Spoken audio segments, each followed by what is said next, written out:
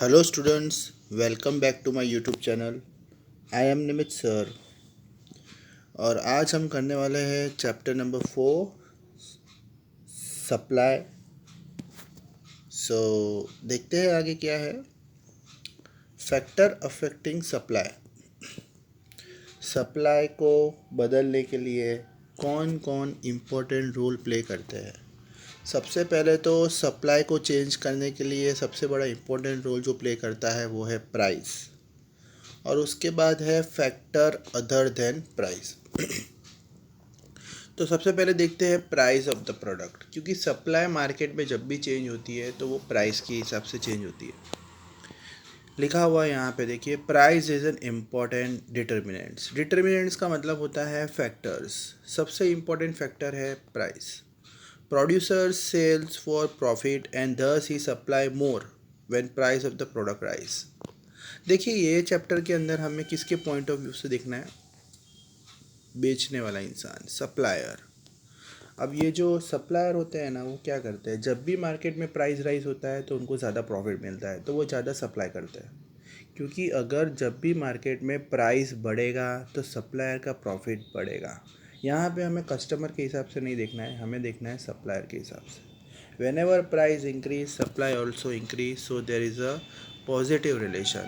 Price और supply में positive relation इसलिए है, जब भी प्राइस बढ़ता है सप्लाई बढ़ता है। देखो, दोनों साथ में बढ़ रहे हैं, दिख रहा है आपको। और जब भी प्राइस घटेगा तो सप्लाई भी घटेगा, क्योंकि जब प्राइस घटेगा तो सप्लायर को इतना प्रॉफिट नहीं मिलेगा और वो सप्लाई नहीं करेंगे। ओके स्टूडेंट, समझ में आ रहा है आपको? सो आगे देखते हैं। Factor other than price. तो दूसरे भी फैक्टर्स है जो प्राइस को चेंज करते हैं। सबसे पहला है price of the factor of production, मतलब खर्चा, cost, cost of production. Supply को चेंज करने के लिए सब दूसरा इंपॉर्टेंट रोल प्ले करता है कोस्ट, मतलब expense. When rent paid to the owner of land, wages paid to the labourer decrease. देखिए, जो मैं पगार दे रहा हूँ वर्कर्स को, वो अब मुझे कम देनी पड़ रही है। जो मैं रेंट दे रहा हूँ अपने मालिक को, लैंड ओनर को, वो मुझे कम देना पड़ रहा है। तो सीधी बात है कि जब मेरा एक्सपेंस कम होगा तो मेरा प्रॉफिट बढ़ेगा। क्योंकि जो सामान बनाने के लिए एक्सपेंस लगता है, अगर वही कम हो जाता है तो आपका प्रॉफिट बढ़ जाता है। और प्राइस चेंज नहीं हुआ, प्राइस में कोई बदलाव नहीं आया, पर आपका प्रॉफिट बढ़ गया। तो seller is willing to sell greater amount, क्योंकि जब आपको एक्सपेंस कम लग रहा है, इलेक्ट्रिसिटी का खर्चा कम आ रहा है, रेंट का कम आ रहा है, वेजिस का कम आ रहा है, तो आपका प्रॉफिट बढ़ता है। और उस टाइम पे आप ज़्यादा सेल करते हो, because you are getting more profit. और if cost of production rise, अगर यहीं उसका अपोजिट हो जाए, मतलब जो एक्सपेंस लग रहा है वो बढ़ रहा है, तो सीधी बात है कि आप सप्लाई कम करोगे। क्योंकि सामान बनाने के लिए जो एक्सपेंस लगेगा, जो लेबर लगेगा, जो रॉ मटेरियल लगेगा, जो इलेक्ट्रिसिटी लगेगा, जो रेंट लगेगा, वो बढ़ गया है, तो आप सप्लाई को कम कर दोगे। कॉन्ट्रैक्ट का मतलब होता है डिक्रीज कर दोगे। Level of technology. When state of the technology advances, time and efforts are saved. अब जब आपके पास टेक्नोलॉजी ज़्यादा आती है तो देखिए, यहाँ पे टेक्नोलॉजी भी इम्पोर्टेंट रोल प्ले करती है। अगर मार्केट में आपके पास टेक्नोलॉजी आ रही है तो आपका टाइम बच रहा है। Good quality of product can be produce, मतलब जब टेक्नोलॉजी आएगी तो आप ज़्यादा अच्छा सामान बना पाओगे।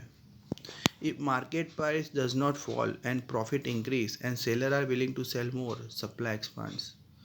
अब होता क्या है, टेक्नोलॉजी के आने की वजह से आप लोग ज़्यादा सप्लाई कर सकते हो, क्योंकि प्रोडक्शन बढ़ता है। जितनी ज़्यादा टेक्नोलॉजी होगी उतना प्रोडक्शन बढ़ेगा, और प्रोडक्शन बढ़ने की वजह से आपका जो सेल है वो बढ़ता है। क्योंकि जो भी सामान बनेगा वो आपको एकदम सस्ते में बनेगा, lower cost. With the help of technology you can able to make good quality of product at low cost. At that time your supply also increase. Future expectation regarding price.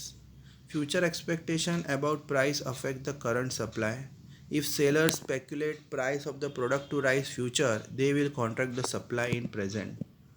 देखिए यहाँ पे आता है कि अगर आप फ्यूचर में ऐसा एक्सपेक्ट कर रहे हो कि भाई आपका प्राइस बढ़ने वाला है, आपने सोचा फ्यूचर में प्राइस बढ़ेगा, तो अभी प्रेजेंट में आप अपनी सप्लाई को कम कर दोगे, क्योंकि आपको पता है कि भाई आप जो सामान बेच रहे हो वो फ्यूचर में उसका ज़्यादा प्राइस मिलने वाला है। तो आप अभी प्रोडक्शन नहीं करोगे, फ्यूचर में करोगे, क्योंकि अभी आप अपना सप्लाई कम कर दोगे, क्योंकि भविष्य में आपको ज़्यादा पैसा मिलेगा। तो अभी सप्लाई करके कोई मतलब नहीं है, फ्यूचर में करेंगे तब हम प्रॉफिट कमा लेंगे। Okay. Other factors, supply increase when there is an increase in number of firm producing product, when political stability exists, natural conditions remain conducive, efficient laws and order and legal system exists, when industrial relations are maintained well between owners and workers. यहाँ पे देखिए other factors भी है जो supply को change करते हैं। समझ लीजिए कि जो नेचुरल कंडीशन है, मतलब जो एनवायरनमेंट है, एटमॉस्फेयर बहुत अच्छा है, कोई ऐसे महामारी नहीं आई है, कोई ऐसा नेचर डिजास्टर नहीं आया है, गवर्नमेंट की जो रूल्स एंड रेगुलेशन है वो आपके फेवर में है, लॉज जो कानून वगैरह है वो भी आपके फेवर में है, और जो मालिक और नौकर के बीच में जो रिलेशन है, वर्कर्स और ओनर्स के बीच में, सब बढ़िया है, तो सप्लाई बढ़ता है। और अगर इसका अपोजिट हो गया, जैसे कोरोना वायरस जैसे कोई महामारी आ गई, लॉ एंड ऑर्डर आपके फेवर में नहीं है, मालिक नौकर के बीच में झगड़ा हो रहा है, तो at that time supply decrease हो जाता है।